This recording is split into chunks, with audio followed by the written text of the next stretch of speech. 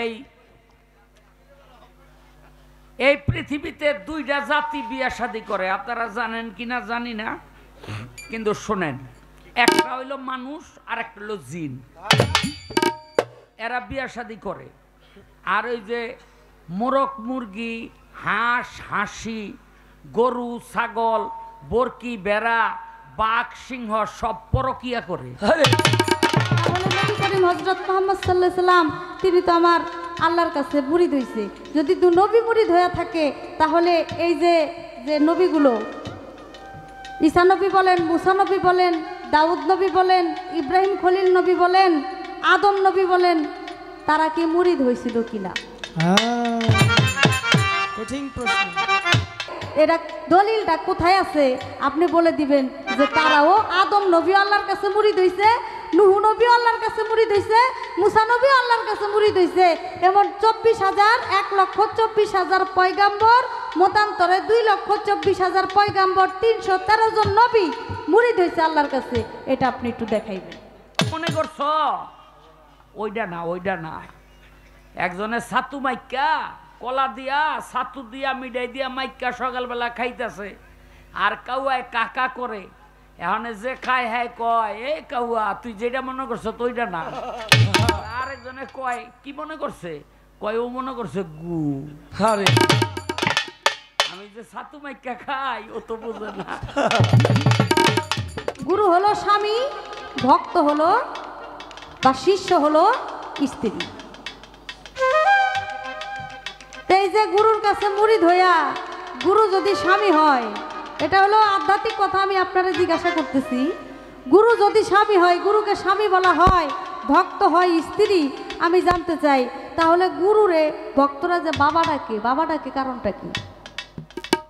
এখন না কইও পারি না, আর কইলেও মানায় না। একটা শাখের করাতে অবস্থায় পড়ে গেছি আর কি। আমি বললাম নারীরা কোন নবী পয়গাম্বর হইল না, এটা কেন?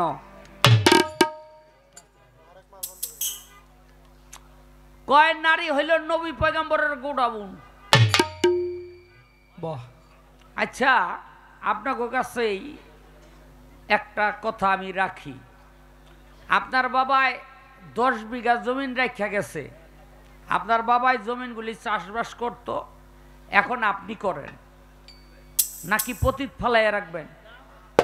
হ্যাঁ, চাষ করবেন না? আচ্ছা, আপনার বাবায় 2টা দোকান রাখা গেছে, এটা এখন কি পতিত ফালাইয়া রাখবেন নাকি ওই দোকানদারি নিজে করবেন অথবা কাউকে ভাড়া দিবেন? নাকি ফালাইয়া তো আর রাখবেন না। তাইলে নারী যদি গোডাউন হয়, যেই গোডাউন বাবাই ব্যবহার করলো, ওই গোডাউন কি ছেলে ব্যবহার করতে পারবে? হ্যাঁ, তাইলে এটা গোডাউন হইল কি করে? আরে কি কয়, এটা গোডাউন তো বেচালান যায়, একজনের আরেকজনের ব্যবহার করতে পারে, কিন্তু এই গোডাউন সেই গোডাউন না। মানে বিষয়টা হয়েছে কি জানেন, কইতাম নি,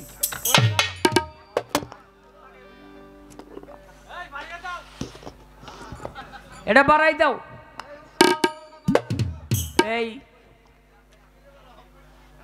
এই পৃথিবীতে দুইটা জাতি বিয়া শাদী করে, আপনারা জানেন কিনা জানি না, কিন্তু শোনেন, একটা হইল মানুষ আর একটা হইল জিন। এরা বিয়া শাদী করে। আর ওই যে মোরগ মুরগি, হাঁস হাঁসি, গরু ছাগল, বরকি বেড়া, বাঘ সিংহ সব পরকিয়া করে। এর মধ্যে কোনো বিয়া শাদী নাই। পরকিয়া, পরকিয়া কি এর ফ্রেন্ড? তো একদিন একটা বাঘের খুব শখ হইল, যে আমি পরকীয়ায় বিশ্বাসী না বিয়া করুম।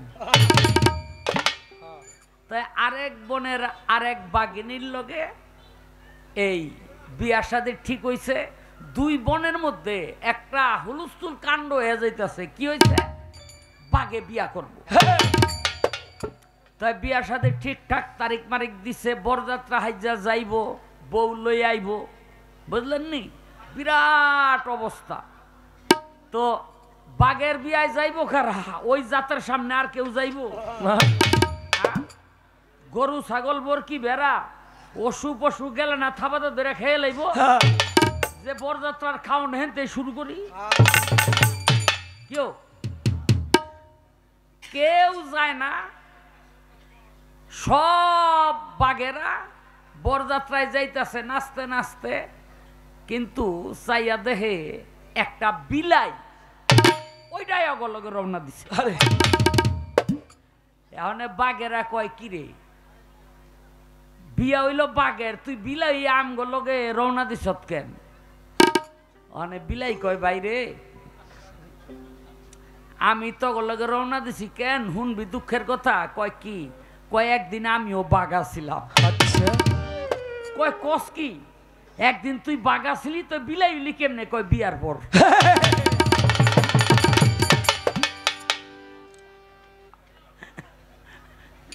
যেই বিয়াটা করছি বউ আমারে বিলাই বানায় এলাইছে। এখনে আমি আনন্দে নাচতাছি, যেই বনের মধ্যে বাঘ গোত্রীয় বিলাই একমাত্র আমি, কিন্তু আরেকটা বার্তাছে বিয়া করতে যাইতেছে, এইটাও কয়দিন পর আমার মতো বিলাই হইব। এই জন্য আমি এত নাচি। এখানে ভাই যেই গোত্রেই হোক যেই জাতেই হোক, নারী হইল এমন একটা জিনিস এর লগে খুব একটা বাড়াবাড়ি করা যায় না। এরকম একজন আমার প্রতিপক্ষ পড়ছে, যার জন্য আমার সাবধান থাকতে হবে যেন আমার বিলে বানায় হেলাইতে না পারে।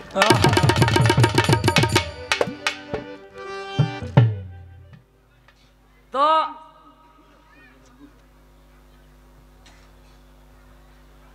আরেকটি কথা তিনি রাখলেন যে নবীরা মুরিদ হয়েছিল কিনা। আরেকটি প্রশ্ন তিনি করলেন যে পীরের দরবারে গিয়া পীরের হাতে হাত দিয়া, এই মহিলারা, মহিলা না বাচ্চা,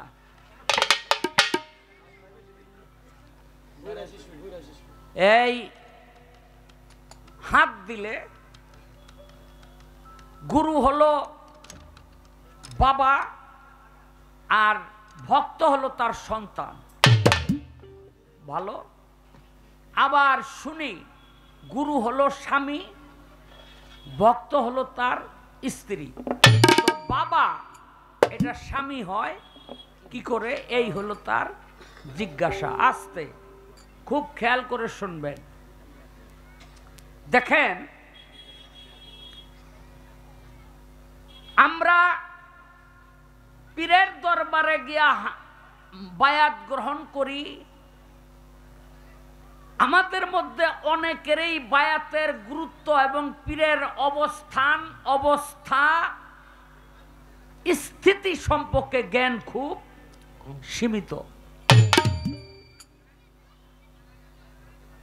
আমরা এই যে আমাদের সামনে দয়াল আইসা বসছে,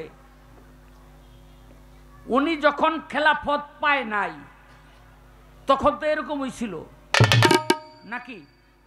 তখন কি তারে কেউ পীর কইছে? কয় নাই। তাইলে খেলাফত পাওয়ার পর কি এমন জিনিস তার ভিতরে আসলো, এখন রাস্তা দিয়ে হাইটা গেলে সেই পীরের সম্মান পায়, ভক্তরা তাকে তাজিম করে এবং মানুষ বলে পীর সাহেব যাইতেছে। আসলে পীর সত্তাটা, পীর যে একটি সত্তা, এই সত্তাটা বস্তুবাচক না। এই সত্তাটা বস্তুবাচক না। ওই সত্তাটা সেই নিজের মধ্যে যে আয়ত্ত করতে পারে মুর্শিদের কৃপায় সেই ব্যক্তি হয় পীর। আর গুরু বলো, বাবা বলো, স্বামী বলো, স্ত্রী বলো, এগুলো হলো দেহদারী সম্পর্ক, এগুলো হলো দৈহিক সম্পর্ক। আমি একটি গান করব, যে গানটি গাইলে তুমি বুঝতে পারবা। একটা গান আছে, সুন্দর সাজিয়া সুন্দর খুঁজিয়া যৌবনের কর সুন্দর স্বামীর করণ। সুন্দর গুরুচরণ কর্মকারবারি, সুন্দর অলংকার ঘড়ি, সুন্দর অঙ্গতে তুমি করগা ধারণ, সুন্দর কলঙ্কের হার কণ্ঠেতে পরগা এবার, সুন্দর সাজিয়া করো স্বামীরও করো। আপনি পীরের দরবারে হাত দিবেন, গুরুর হাতে হাত দিবেন, আর সমাজের মানুষ আপনাকে কলঙ্ক দিবে না। যদি যতক্ষণ পর্যন্ত কলঙ্ক না দিবে ততক্ষণ পর্যন্ত আপনার মুর্শিদ ভজন করা হবে না। কারণ আপনার মুর্শিদ ভজনের উপরে নির্ভর করবে সমাজে আপনি কতটুকু কলঙ্কিত হয়েছেন,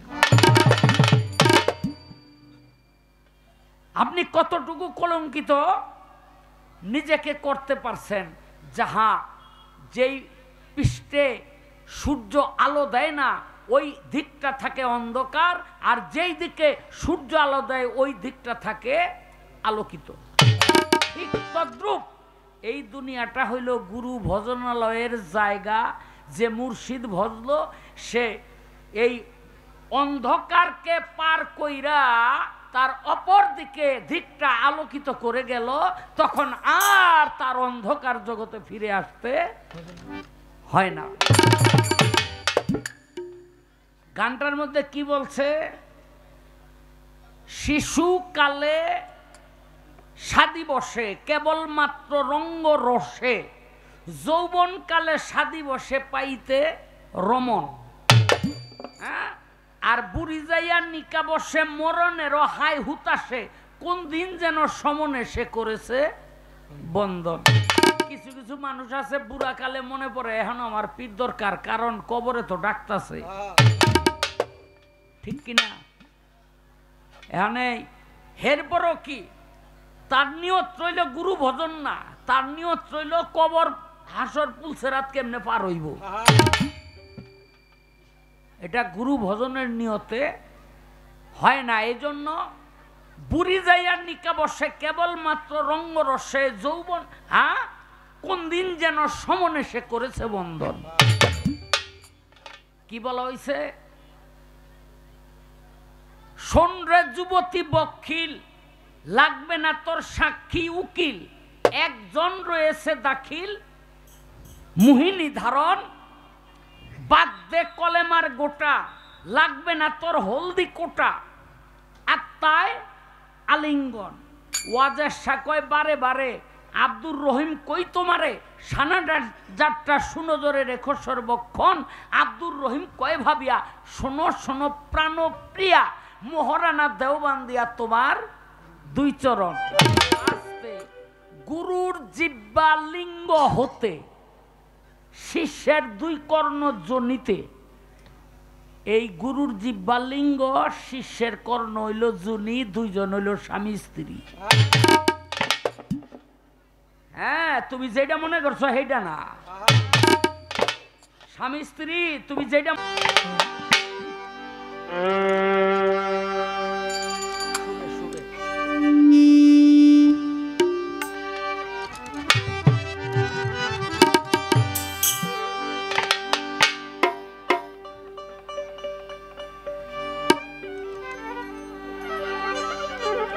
দেখবি নামে কতই ফল রে, দেখবি নামে কতই ফল,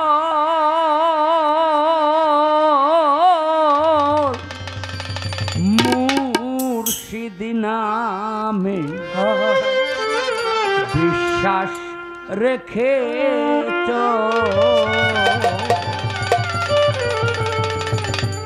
গুরু সূক্ষ্ম শান্ত,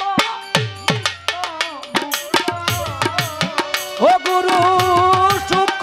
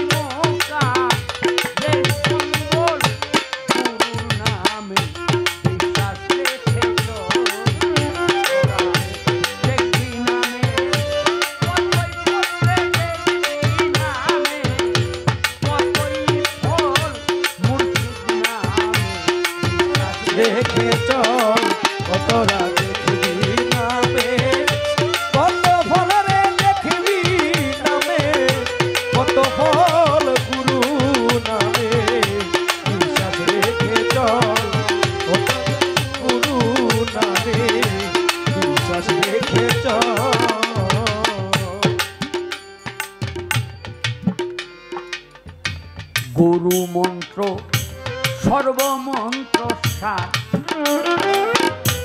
গুরু সঠিক হইলে দেখবি সকলে কাকা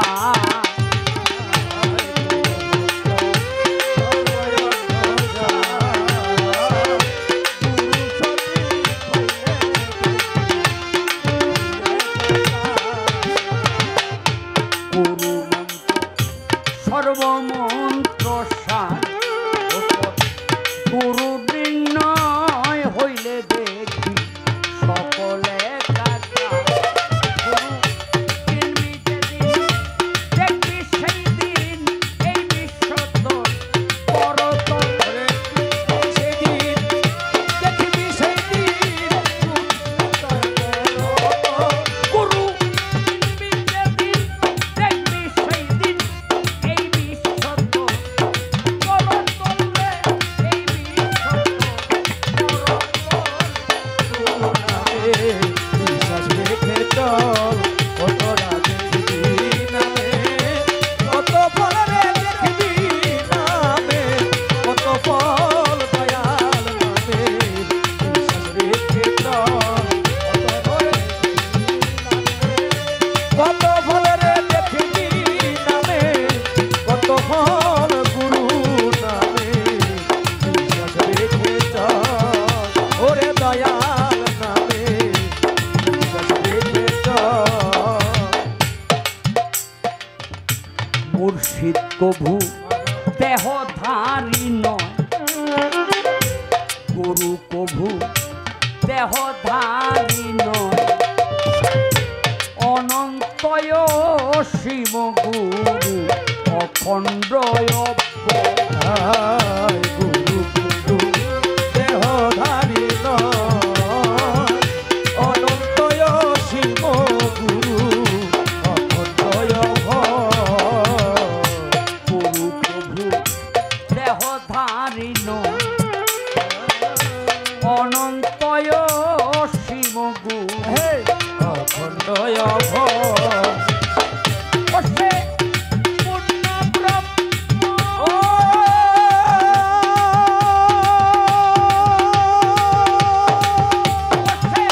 পূর্ণ ব্রহ্ম আনন্দময় পূর্ণ ব্রহ্ম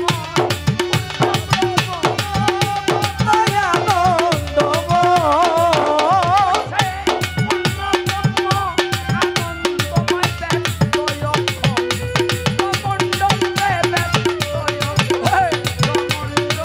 গুরু নামে বিশ্বাস রেখে চল কত রাতে দেখবি নামে কত ফল রে দেখবি নামে কত ফল গুরু নামে বিশ্বাস রেখে চল কত রাতে দেখবি নামে কতই ফল রে দেখবি নামে কতই ফল গুরু নামে বিশ্বাস রেখে চল শামসুজা বাবার নামে বিশ্বাস রেখে চল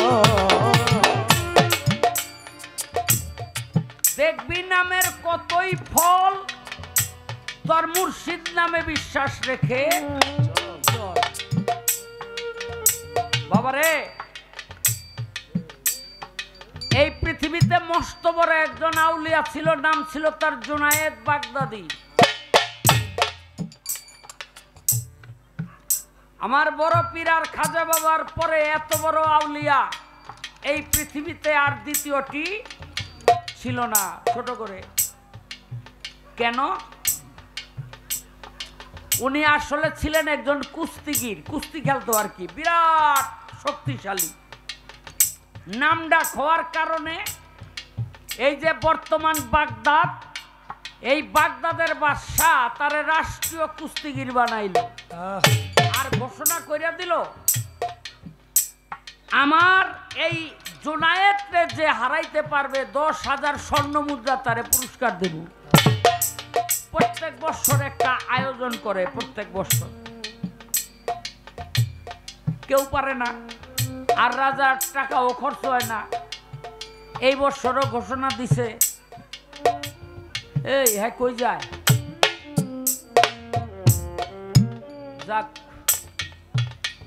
আর যদি কেউ পাশা দেখাইয়া যায় হের মতো একেবারে আপনার কাছে ওয়াদা করলাম ওই পাশার বিরুদ্ধে মামলা করে দেব। উকিল আছে, মামলা লড়বো, খালি মামলা করার দায়িত্ব আমার। আমরা যখন গান গাই তখন ফুটুর দিয়ে উঠতেন না, যখন মিউজিক বাজাই তখন যাইবে না নাকি? এই বছর বাদশা ঘোষণা করছে কি চাও, আমার জুনায়েদরে যদি হারাইতে পারো 10,000 স্বর্ণ মুদ্রা দিব। আয়োজন করছে ঠিকই, এরকম মানুষ জমায়েত হয়েছে ঠিকই, কেউ আসে না।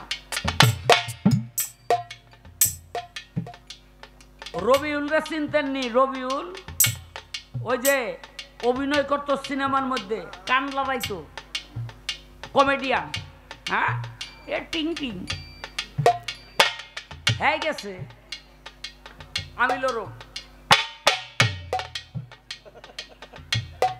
রাজায় দেখেই তো মনে করেন কিরে জুনায়েদের লগে ও লড়বো, হাতির সাথে মশা। জুনায়েদ রে ডাক দিয়া কয়, এই জুনায়েদ পালোয়ানের দিকে আয়। কয় কি? কয় দিবি একটা জাতা, আড্ডি কটা ভাঙ্গিয়া লাবি। কয় হ দেবু তো। পরে জাতা দেওয়ানো লাগবো না, মাথার মধ্যে খালি একটু আছুয়াইলেই শেষ। কুস্তি খেলার একটা নিয়ম আছে। কি নিয়ম জানেন? আগে বুকে বুকে বুক মিলাইয়া, তারপরে হইলো এইদিকে এইদিকে এইদিকে মিলাইয়া, তারপরে হলো থাপা দিয়া মাটি হাতের মধ্যে লই হইলো প্রস্তুতি লয় নাকি? আগে ভ্রাতৃত্ব বন্ধনে আবদ্ধ করে তারপর হইলো ঝগড়াটা শুরু করা। এগুলো কুস্তির নিয়ম। এই যে মাথাটা মাথার কাছে নিয়া, বুকটা বুকের কাছে নিয়া, এই যে দুইজনে কোলাকুলি করতেছে না, ওই সময়ে ওই রবিউল কইতাছে, জুনায়েদ রে ভাই, আমি নবীর বংশের, ইয়া রাসূলুল্লাহ, এই পৃথিবীতে নবীর বংশের মানুষ কারো কাছে হাত পেতে কিছু চাইতে পারে না। তাহলে আল্লাহর রসুলের নবীর বংশের অসম্মান হবে। কিন্তু আমি জানি ভাই তোমার সাথে পারবো না। আজকে তুমি যদি হেরে যাও, আমি যদি জিতে যাই, এই 10,000 স্বর্ণ মুদ্রা আমার জন্য হবে হালাল। আজকে আমরা 7 দিন ধরে আমাদের পুরো পরিবার নিয়ে অনাহারে আছি। আরে একটাবার হারো না। জুনায়েদ বাগদাদির মনে পড়ে গেছে কি, গতকাল রাতে স্বপ্নে দেখছি এক ব্যক্তি আইসা আমাকে বলল, হে জুনায়েদ, আমি আখেরি জামানার পয়গাম্বর, আগামীকাল তোমার কাছে আমার বংশের একটা লোক আসবে, যদি তুমি পারো তারে সম্মান করো। মনে পড়ে গেছে, আরে এই লোক তো সেই লোক। আরে নবীর বংশের লোক আইছে আমার কাছে, যার কথা আল্লাহ রসুল নিজে কয়ে গেছে। কয় ভাই কোনো ভয় নাই, তুমি শুধু আমার সাথে লাগো, যতবারই লাগে ততবার এই জুনায়েদ বাগদাদি নিচে পইরা যায় আর উপরে থেকে যাতে।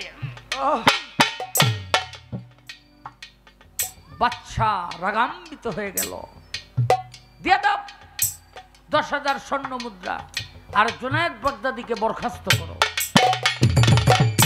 আমার দরবারে ওর কোনো ঠাঁই নাই।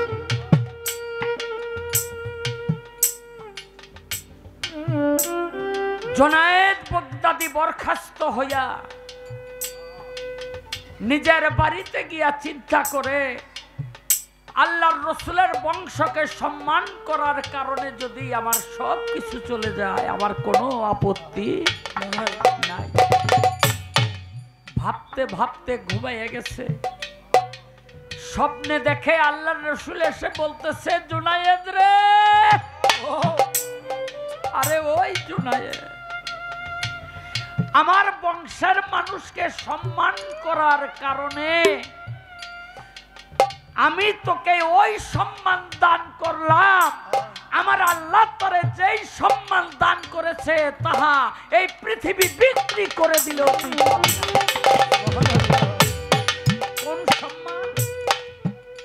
বলে একটি কাজের জন্যই আল্লাহ পাক তোকে আউলিয়াদের প্রথম স্থানের মধ্যে তোর নামটা লিখে দিয়েছে।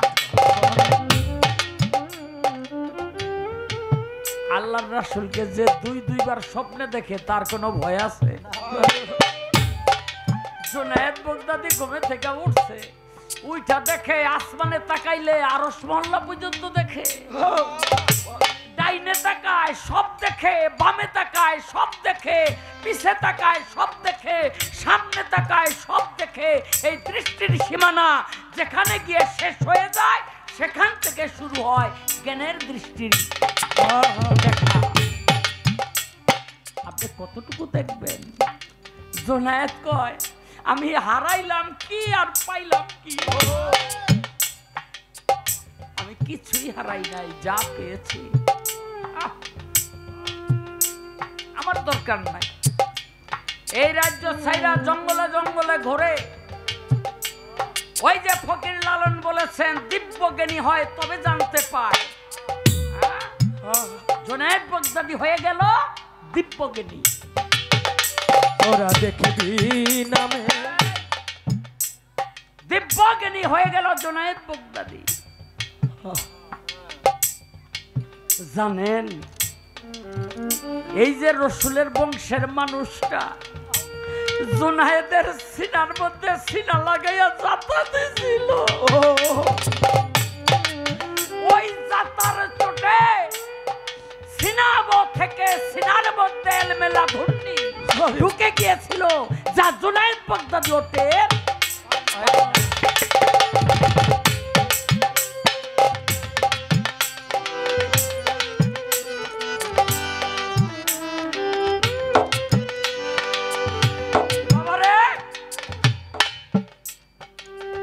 এই জগতে আর কি তার কিছু লাগে? আর তার কিছু লাগে না। জঙ্গলে জঙ্গলে ঘুরে 250-300 ভক্তবিন্দু লইয়া জঙ্গলের মধ্যে থাকে।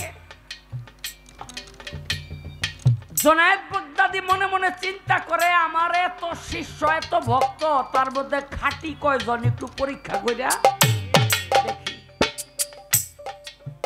একদিন পায়খানার মধ্যে গিয়া হাতের লোটাটা দিছে ফালাইয়া, বাইরে আইসা বলে বাবারা আমার লোটাটা ময়লার মধ্যে পড়ে গেছে, উঠাইয়া দে। কোন কোন ভক্ত কয় দরকার হইলে পীর বদলামু, ওখানে নামতে পারবো না, এরকম আছে না? না, এক পাগল গিয়া কয় বাবা কিছে? কয় আমার লোটা পড়ে গেছে ময়লার মধ্যে। দৌড় দিয়া উঠাইয়া কয় পরিষ্কার কইরা বাবারে কয় আইলন। জুনায়েদ বাগদাদি কয় বাবারে আমি হাত দা আঙ্গুল দিয়ে ইশারা করলে লোটা আমার হাতে আইতো, আমি তো পরীক্ষা করলাম। এত শিষ্য আমার, এতগুলো শিষ্যর মধ্যে শুধু ভক্ত পাইছি একটা, ভক্ত একটা। কয় বাবা আমি তোরে একটা দোয়া করুম। কয় কি দোয়া? কয় তুই একদিন রাজার মাইয়া বিয়া করবি।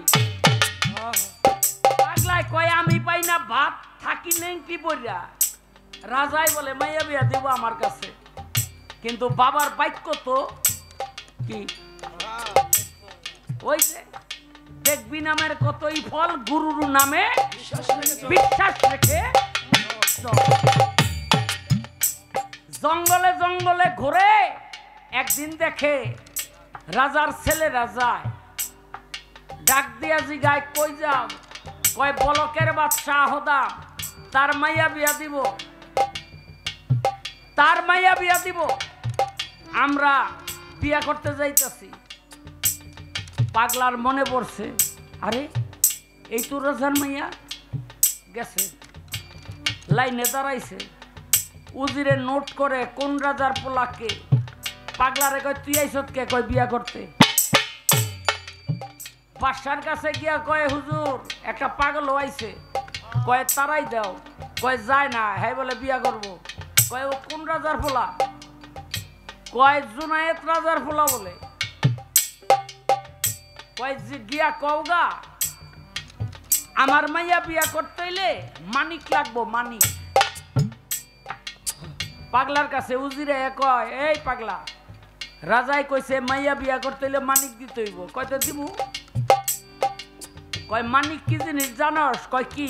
কয় 7 রাজার ধন এক মানিক। পাগলায় কয় তো কয়টা কয়টা লাগবো? কয় পাগল মানুষ, এই তুই 7 মানিক লইয়া গা যা। গেছে গা, যাওয়ার আগে কয় আমারে কাগজের মধ্যে লেখা বইরা দাও, আমারে খেদাইয়া দিয়া যদি রাজার মাইয়া বিয়া দিয়া হালাও। লেখা দিছে মানিক আইনা দিলে বউ তরে দিয়া দেবো। লেংটির মধ্যে বইরা এখন উজিরে জিগায় আইসা আমার যে মানিক আনতে পাঠাইতেছ পাওয়া যায় কই? আরে উজিরে মনে মনে কয় পাগলা রে, এক মানিক গেল 7 রাজার ধন কই পাওয়া যায়, এটা যদি আমি জানতাম তোরে ফাটাই আমি নিজে তো গিয়া লই আসি। কয় পাওয়া যায় সাগরের নিচে। সাগর পারে পাগলায় গিয়া দেখে বাবা রে বাবা এত পানি, এই পানিতে নামলে না তলাই যাইব। হাতের মধ্যে একটা ঝিনুক লইয়া পানি উপরে ফেইকা মারে। মানুষের রাস্তা দেয়া যায় আর জিগায় কিরে পাগলা কি করস? কয় সাগরে চালাম। আরে চিন্তা করেন, ঝিনুক দা বলে সাগর এই চালাইব। আল্লাহ কয় ফেরেশতারা আমার পাগলায় কি চাই দিয়া হ।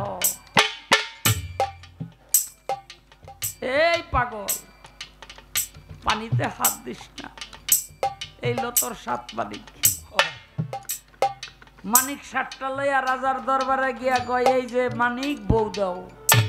উজিরে কয় পাগলা রে, জীবনে আমিও মানিক চোহে দেখি নাই, এটা আসল না নকল লাগে পরীক্ষা করে লই। ওই যে জহরি ডাকাইছে দাও তো, এই আইনা দিছে এ বলে মানিক, আমিও তো চিনি না। জহরিরা পরীক্ষা করে কয় হুজুর এরকম মানিক আমাদের জীবনে আমরা দেখি নাই, এটা পৃথিবীর কোনো মানিক না। রাজারে ডাক দা কয় হুজুর 7 মানিক আইনা দিছে, বিয়া তো দিতে হইব। কয় জবানে তো আবদ্ধ সাজা, ভিতর বাড়িতে খবর গেছে বাবাই মানিকের লোভ এক পাগলের লগে মাইয়া বিয়া দেয়, মাইয়া শেষ। খবর আইছে কারে বিয়া দেন নাই তো। বাদশায় 2 চোখের পানি ছেড়ে পাগলকে বলে পাগল রে, আমার কোনো ইচ্ছা ছিল না তোর কাছে বিয়ে দেওয়ার, কিন্তু যখন তুই 7টা মানিক আইনা দিলি তখন আমি বুঝতে পারছি তুই সাধারণ কোনো পাগল না। কিন্তু এখন ইচ্ছা থাকলেও তোর কাছে আমি বিয়া দিতে পারতাছি না। কয় কেন? কয় মেয়েটা মারা গেছে। কাগজ লেংটির ভিতরে থেকে বাইর করে কয় মানিক তুমগো বউ আমার, মরলে আমারটা মরছে, তোমাকে কি? আমার বউ দাও। হুজুরে কয় হুজুর দিয়া দেন, যে 7 পানিকে আনতারে সে মর অবাসাইতে পারে, দিয়ে দিছে। জঙ্গলের মধ্যে গিয়া আল্লাহ রে কয় আল্লাহ এটারে জিন্দা করে দাও। এটা 3 দিন ধরে মরে গেছে। কয় 3 দিনেরটা পারবা না, 1000 1000 লাখ লাখ বছর ধরে মানুষ মরতাছে, আখেরাতে গেলি জিন্দা করবা কেমনি? আল্লাহ কয় আমার প্রেমের পাগল তুই, আমি আমার পাগলের কোনো আবদার অপূর্ণ রাখি না। কুম্বিজবিল্লা ক জীবিত হয়ে গেল। যখনই জীবিত হইল সংসার করলো, ওই ঘরে একটা সন্তান হইল। তিনিও ছিলেন মস্ত বড় আউলিয়া, তার নাম ছিল ইব্রাহিম আহদা। বাবার নাম আর নানান নামের সাথে মিলে তার নাম রেখেছিলেন ইব্রাহিম আহদাম। তিনিও পরবর্তীতে বলকের বাদশা হয়েছিলেন। আর যখন বুঝেছিলেন এই বাদশাহীতে কোনো লাভ নাই, ওই বাদশাহী ধাক্কা দিয়া ফালাইয়া মাহমুদের রাস্তায় বাইরে গেছিল। এই জন্য রমেশ শীল বলেছে নামে কত ফলনে দেখবি নামে, কত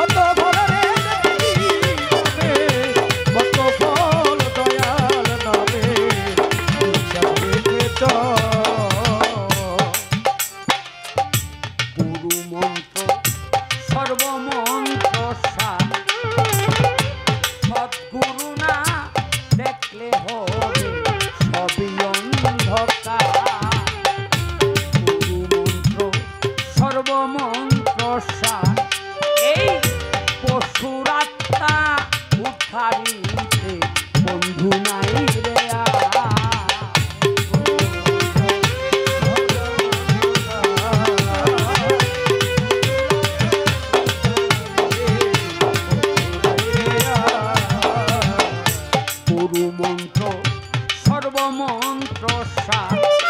এই পশুর আত্মা উদ্ধারিতে বন্ধু নাই হবে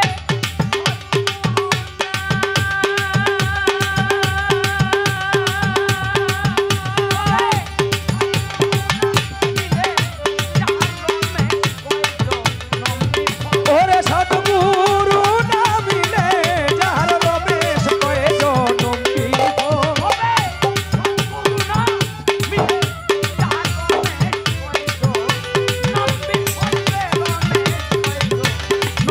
বল দয়াল নামে হিসাব রেখে চল কত রাগে তুমি নামে কত ফল রে দেখবি নামে কত ফল গুরুর নামে হিসাব রেখে চল কত রাগে তুমি নামে কত ফল রে দেখবি নামে কত ফল গুরুর নামে হিসাব রেখে চল।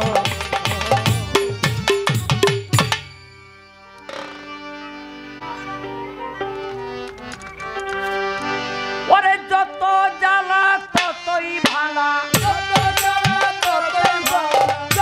জ্বালা ততই ভালা পুরাইয়া বানাইছে সাধু যারাই আমায় মন্দ বলে তারাই তো হয় প্রাণের বন্ধু যারাই আমায় মন্দ বলে তারাই কিন্তু প্রাণের বন্ধু ওরে যত জ্বালা ততই ভালা কত জ্বালা কত ভালা পোড়াইয়া বানাইলো সাধু যারাই আমায় মন্দ বলে তারাই আমার প্রাণের বন্ধু যারাই আমায় মন্দ বলে তারাই আমার প্রাণের বন্ধু। একটা প্রশ্ন আছে তার জবাব করতে হবে নবীরা মুরিদ হয়েছিল কিনা হায় হায় হায় হায় রে হায় হায়। গুরুবাদের এই তত্ত্ব কথা আমাদের যারা ইসলামের অভিভাবক দাবি করে তারা এই অধ্যায়টাকে সবসময় গোপনে রাখে আড়ালে রাখে আমি গোপন বলবো না আড়ালে রাখে কারণ এই অধ্যায়টা এমনই একটা অধ্যায় যেটি প্রকাশ করলে তাদের ব্যবসায় বিরাট ক্ষতি হয়ে যাবে কেন এগুলো ইসলামের মতবাদ না সেগুলো হলো ওহাবি মতবাদ আস্তে এই পৃথিবীতে যতগুলো নবী আসলেন যতগুলো পয়গাম্বর আসলেন সমস্ত নবী পয়গাম্বররাই আমার রাসূলের হাতে হাত দিয়া ওই ময়দানে ফাঁকে বায়াত গ্রহণ করেছিলেন এটা আমরা গোপন রাখি আমরা বাউলরা না যারা ইসলামের অভিভাবক তারা এটা গোপন রাখে আসতে আপনারা কি জানেন প্রতিটি নবী মাতৃগর্ভে ছিলেন 10 মাস 10 দিন পূর্ণ হলো পৃথিবীতে আসবেন মায়ের আসার দরজা বন্ধ হয়ে গেল মায়ের সন্তান যে আসার দরজা সেটি বন্ধ হয়ে গেল বলে যে রাস্তা দিয়া পৃথিবীতে যাব রাস্তাটা বন্ধ হইল কেন আমার আল্লাহ কয় এই ইব্রাহিম এই দাউদ এই মুসা এই ঈসা তুমি যে পৃথিবীতে যাইবা তোমার সময়ে আমি যদি আমার হাবিব মুহাম্মদকে দুনিয়ার মধ্যে পাঠাই তোমরা কি করবা তুমি কি করবা তখন তারা সবাই বলেছিল লা ইলাহা ইল্লাল্লাহু মুহাম্মাদুর রাসূলুল্লাহ আমি আমাদের নবুয়তি থাকবে না আমরা তার উম্মত হয়ে যাব আর এই পৃথিবীতে আমরা যে যাব আমাদের নবুয়তি নিয়ে না তার নবুয়তের এই একাংশ শুধু মানুষকে বোঝানোর জন্য মানুষকে তার দিনে আমাদের দিনে না ওই আখিরি জামানার পয়গম্বরের দিনে ডাকার জন্য আমরা শুধু অনুসারী হয়ে ডিউটি করব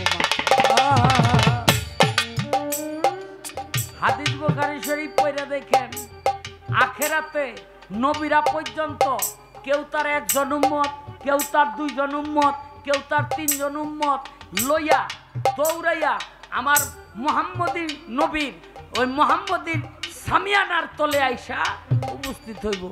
আমার নবীজি গাইব, কিও তোমার একজনকে কয় সারা জন্মে একজনকেই বুঝাইতে পারছি।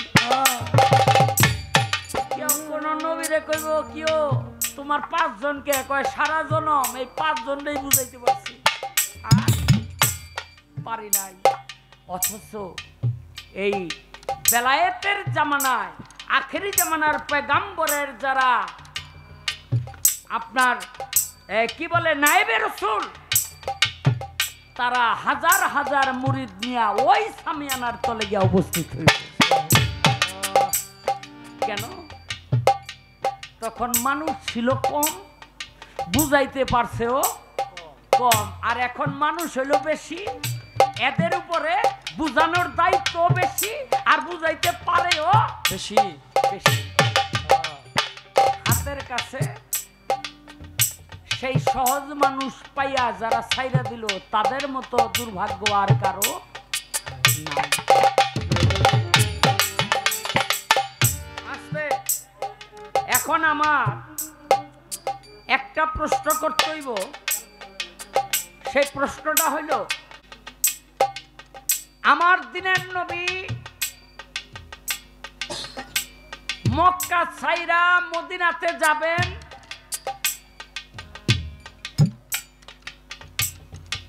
যেই ঘরের মধ্যে হযরত আলীকে নিয়ে আল্লাহর রাসূল ছিলেন।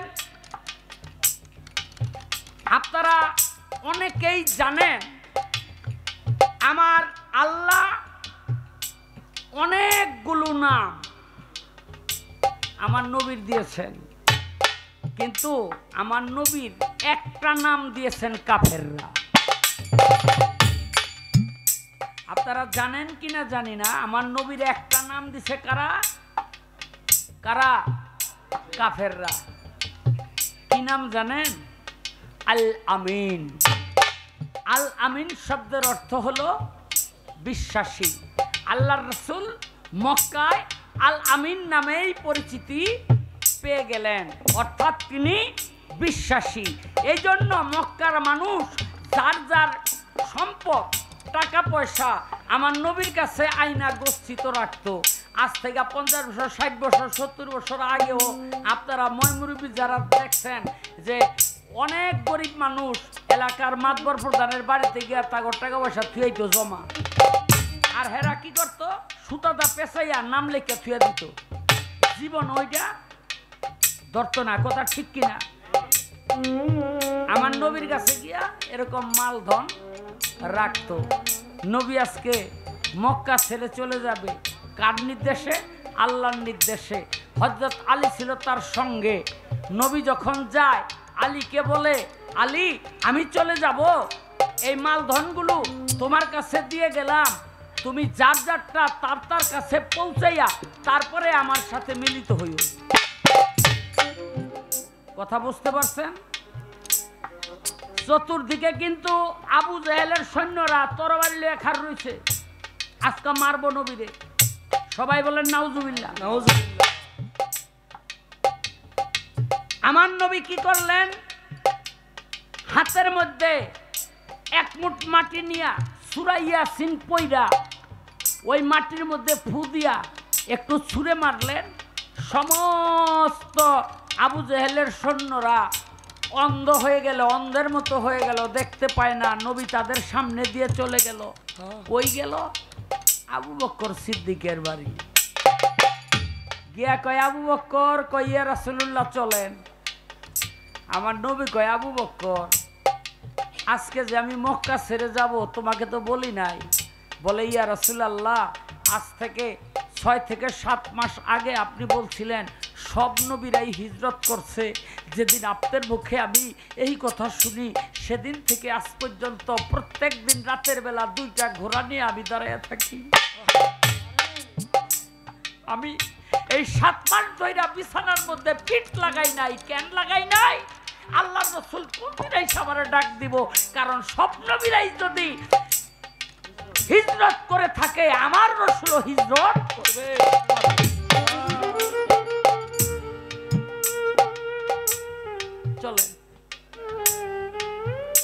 রওনা হয়ে দিল। গেল কই? সর পর্বতে। আবু জেহেলের সৈন্যরা মনে করলো এইবার মোহাম্মদকে মারি, চল। ঘোর কাইটে গেছে, ঘরের ভিতরে ঢুকছে। হযরত আলী মনে মনে চিন্তা করে, হযরত আলী মনে মনে চিন্তা করে 13 বছর বয়সে নবীর হাতে হাত দিয়া বায়াত হইছি। 13 বছর বয়সে নবীর হাতে হাত দিয়া বায়াত হইছি। মাওলা রে, যেদিন থেকে নবীর হাতে হাত দিয়া বায়াত হইছি সেদিন থেকে আজ পর্যন্ত একটি রাতের জন্য বিছানায় পিঠ ঠেকাইয়া শান্তিতে ঘুমাইতে পারি নাই। কেন? কোন দিন আইসা কাফেররা আমাকে হত্যা করে। আজকে নবীর যাওয়ার সময় বলে গেছে, এই মালধনগুলো মানুষের কাছে দিয়া, যার যারটা তারে দিয়া আমার সাথে তুমি মিলিত হইবা। যতক্ষণ পর্যন্ত আমার রসুলের সাথে আমার মিলন না ঘটবে, পৃথিবীতে এমন কোন শক্তি নাই আমাকে হত্যা করে। নিশ্চিন্তে পায়ে মাথায় চাদর দিয়া ঘুমাইয়া বলল,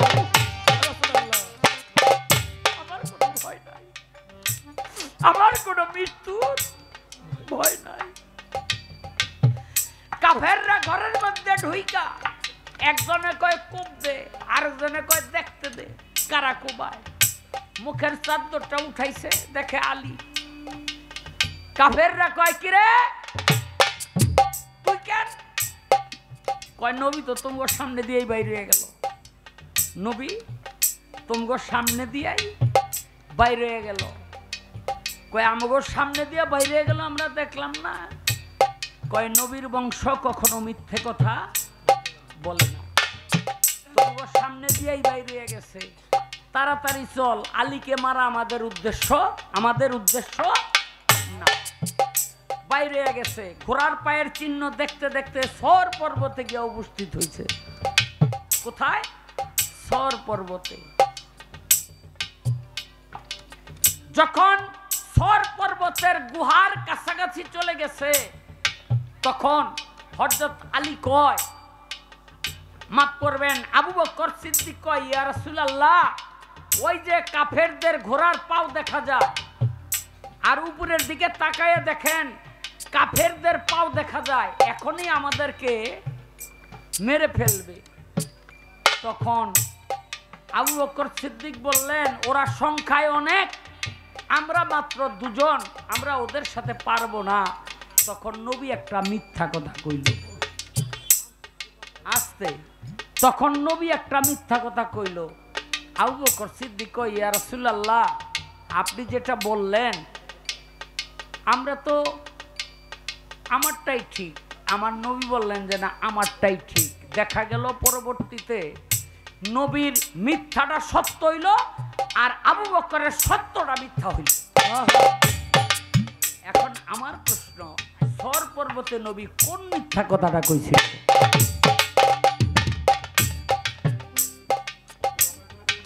হ্যাঁ, মিথ্যা বলাও কিন্তু যায় 5টা জায়গায়।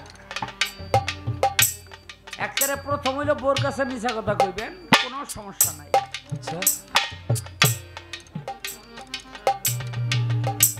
হ্যাঁ, তারপরে আপনার একটা মিথ্যায় যদি একটা ঝগড়া বিবাদ মিটে যায়, সেখানেও মিথ্যা বলা জায়েজ, মনে রাখবেন। এরপরে একটা মানুষের জীবন যদি বাঁচে, অকারণে একটা মানুষের প্রাণ যায়, কিন্তু জীবন যদি তার বাঁচে, তাহলে আপনি মিথ্যা কথা বলতে পারবেন। যুদ্ধের ময়দানে মিথ্যা বলা জায়েজ। 5টা জায়গায় সন্তানের কাছে মা বাবা মিথ্যা বলতে পারবে সান্ত্বনা দেওয়ার জন্য, মিথ্যা বলা জায়েজ। এই 5টা জায়গা ছাড়া আমার কথা হই না, সব জায়গায় এবার মিথ্যা কথা শুরু করে।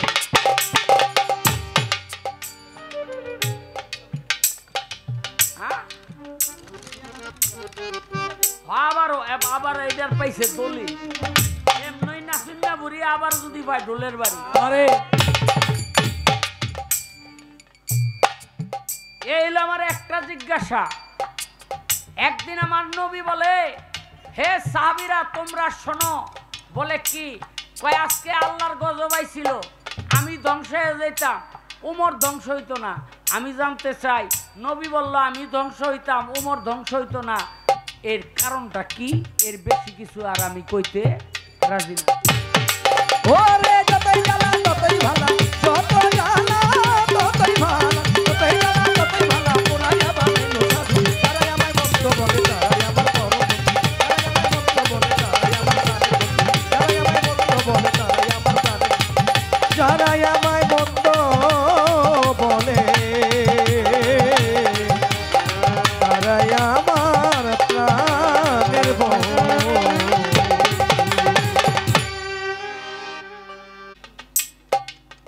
আমার দিনের নবী মক্কা ছাইরা মদিনাতে যাবেন,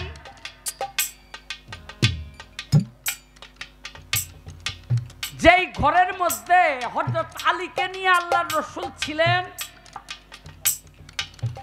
আপনারা অনেকেই জানেন আমার আল্লাহ অনেকগুলো নাম আমার নবীর দিয়েছেন, কিন্তু আমার নবীর একটা নাম দিয়েছেন কাফেররা। আপনারা জানেন কিনা জানি না, আমার নবীর একটা নাম দিছে কারা? কারা? কাফেররা। কি নাম জানেন? আল আমিন। আল আমিন শব্দের অর্থ হলো বিশ্বাসী। আল্লাহর রাসূল মক্কায় আল আমিন নামেই পরিচিতি পেয়ে গেলেন, অর্থাৎ তিনি বিশ্বাসী। এই জন্য মক্কার মানুষ যার যার সম্পদ টাকা পয়সা আমার নবীর কাছে আয়না গচ্ছিত রাখত। আজ থেকে 50 বছর 60 বছর 70 বছর আগেও আপনারা ময়মুরবি যারা দেখছেন যে অনেক গরিব মানুষ এলাকার মাতবর প্রধানের বাড়িতে গিয়ে তাগর টাকা পয়সা থুয়াইতো জমা, আর হেরা কি করতো? সুতাটা পেঁচাইয়া নাম লেখা থুয়া দিত। জীবন ওইটা ধরতো না, কথা ঠিক কিনা? আমার নবীর কাছে গিয়া এরকম মালধন রাখতো। নবী আজকে মক্কা ছেড়ে চলে যাবে, কার নির্দেশে? আল্লাহর নির্দেশে। হযরত আলী ছিল তার সঙ্গে। নবী যখন যায় আলীকে বলে, আলী আমি চলে যাব, এই মালধনগুলো তোমার কাছে দিয়ে গেলাম, তুমি যার যারটা তার তার কাছে পৌঁছাইয়া তারপরে আমার সাথে মিলিত হইও। কথা বুঝতে পারছেন? চতুর্দিকে কিন্তু আবু জেহেলের সৈন্যরা তরবারি লইয়া খাড় রইছে, আজকে মারবো নবীরে। সবাই বলেন নাউজুবিল্লাহ। নাউজুবিল্লাহ। আমার নবী কি করলেন? হাতের মধ্যে এক মুঠ মাটি নিয়া সুরাইয়া সিন পইরা ওই মাটির মধ্যে ফু দিয়া একটু ছুঁড়ে মারলেন। সমস্ত আবু জেহেলের সৈন্যরা অন্ধ হয়ে গেল, অন্ধের মতো হয়ে গেল, দেখতে পায় না। নবী তাদের সামনে দিয়ে চলে গেল। কই গেল? আবু বকর সিদ্দিকের বাড়ি গিয়া কয়, আবু বকর, কইয়া রাসূলুল্লাহ চলেন। আমার নবী কয়, আবু বকর আজকে যে আমি মক্কা ছেড়ে যাব তোমাকে তো বলি নাই। বলে, ইয়া রাসূলুল্লাহ আজ থেকে 6 থেকে 7 মাস আগে আপনি বলছিলেন সব নবীরাই হিজরত করছে। যেদিন আপনার মুখে আমি এই কথা শুনি সেদিন থেকে আজ পর্যন্ত প্রত্যেক দিন রাতের বেলা 2টা ঘোড়া নিয়ে আমি দাঁড়াইয়া থাকি। আমি এই 7 মাস ধরে বিছানার মধ্যে পিঠ লাগাই নাই। কেন লাগাই নাই? আল্লাহর রাসূল কোনদিনই সবারে ডাক দিব, কারণ সব নবীরাই যদি হিজরত করে থাকে আমার রাসূলও হিজরত করবে।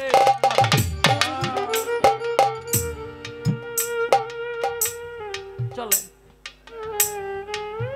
রওনা হয়ে দিল। গেল কই? সর পর্বতে। আবু জেহেলের সৈন্যরা মনে করলো এইবার মুহাম্মদকে মারি, চল। ঘোর কাইটে গেছে, ঘরের ভিতরে ঢুকছে। হযরত আলী মনে মনে চিন্তা করে, হযরত আলী মনে মনে চিন্তা করে, 13 বছর বয়সে নবীর হাতে হাত দিয়া বায়াত হইছি। 13 বছর বয়সে নবীর হাতে হাত দিয়া বায়াত হইছি। মাওলা রে, যেদিন থেকে নবীর হাতে হাত দিয়া বায়াত হইছি সেদিন থেকে আজ পর্যন্ত একটি রাতের জন্য বিছানায় পিঠ ঠেকাইয়া শান্তিতে ঘুমাইতে পারি নাই। কেন? কোন দিন আইসা কাফেররা আমাকে হত্যা করে। আজকে নবীর যাওয়ার সময় বলে গেছে, এই মালধনগুলো মানুষের কাছে দিয়া, যার যারটা তারে দিয়া আমার সাথে তুমি মিলিত হইবা। যতক্ষণ পর্যন্ত আমার রসুলের সাথে আমার মিলন না ঘটবে, পৃথিবীতে এমন কোন শক্তি নাই আমাকে হত্যা করে। নিশ্চিন্তে পায়ে মাথায় চাদর দিয়া ঘুমাইয়া বলল, আমার কোনো ভয় নাই, আমার কোনো মৃত্যুর ভয় নাই। কাফেররা ঘরের মধ্যে ঢুইকা একজনে কয় কোপ দে, আরেকজনে কয় দেখতে দে কারা কোবায়। মুখের চাদরটা উঠাইছে, দেখে আলী। কাফেররা কয় কিরে তুই কেন? কয় নবী তো তোমার সামনে দিয়েই বাইরে হয়ে গেল। নবী তোমার সামনে দিয়েই বাইরে হয়ে গেল। কয় আমাগো সামনে দিয়ে বাইরে হয়ে গেল, আমরা দেখলাম না। কয় নবীর বংশ কখনো মিথ্যে কথা বলে না, তোমার সামনে দিয়েই বাইরে হয়ে গেছে। তাড়াতাড়ি চল, আলীকে মারা আমাদের উদ্দেশ্য না। বাইরে হয়ে গেছে। ঘোড়ার পায়ের চিহ্ন দেখতে দেখতে সর পর্বতে গিয়ে উপস্থিত হয়েছে। কোথায়? সর পর্বতে। যখন সর পর্বতের গুহার কাছাকাছি চলে গেছে, তখন হযরত আলী কয়, মাফ করবেন, আবু বকর সিদ্দিক কয়, ইয়া রাসূলুল্লাহ, ওই যে কাফেরদের ঘোড়ার পাও দেখা যায়, আর উপরের দিকে তাকায় দেখেন কাফেরদের পাও দেখা যায়, এখনই আমাদেরকে মেরে ফেলবে। তখন আবু বকর সিদ্দিক বললেন, ওরা সংখ্যায় অনেক, আমরা মাত্র দুজন, আমরা ওদের সাথে পারবো না। তখন নবী একটা মিথ্যা কথা কইল। আসতে তখন নবী একটা মিথ্যা কথা কইল। আবু বকর সিদ্দিক কয়, ইয়া রাসূলুল্লাহ, আপনি যেটা বললেন আমরা তো আমারটাই ঠিক। আমার নবী বললেন যে না, আমারটাই ঠিক। দেখা গেল পরবর্তীতে নবীর মিথ্যাটা সত্য হইল, আর আবু বকরের সত্যটা মিথ্যা হইল। এখন আমার প্রশ্ন, সর পর্বতে নবী কোন মিথ্যা কথাটা কইছিল?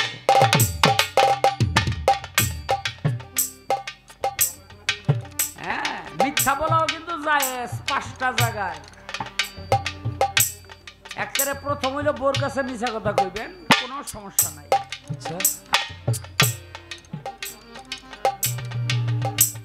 হ্যাঁ, তারপরে আপনার একটা মিথ্যায় যদি একটা ঝগড়া বিবাদ মিটে যায়, সেখানেও মিথ্যা বলা জায়েজ, মনে রাখবেন। এরপরে একটা মানুষের জীবন যদি বাঁচে, অকারণে একটা মানুষের প্রাণ যায়, কিন্তু জীবন যদি তার বাঁচে, তাহলে আপনি মিথ্যা কথা বলতে পারবেন। যুদ্ধের ময়দানে মিথ্যা বলা জায়েজ। 5টা জায়গায় সন্তানের কাছে মা বাবা মিথ্যা বলতে পারবে সান্ত্বনা দেওয়ার জন্য, মিথ্যা বলা জায়েজ। এই 5টা জায়গা ছাড়া আমার কথা হই না, সব জায়গায় এবার মিথ্যা কথা শুরু করে।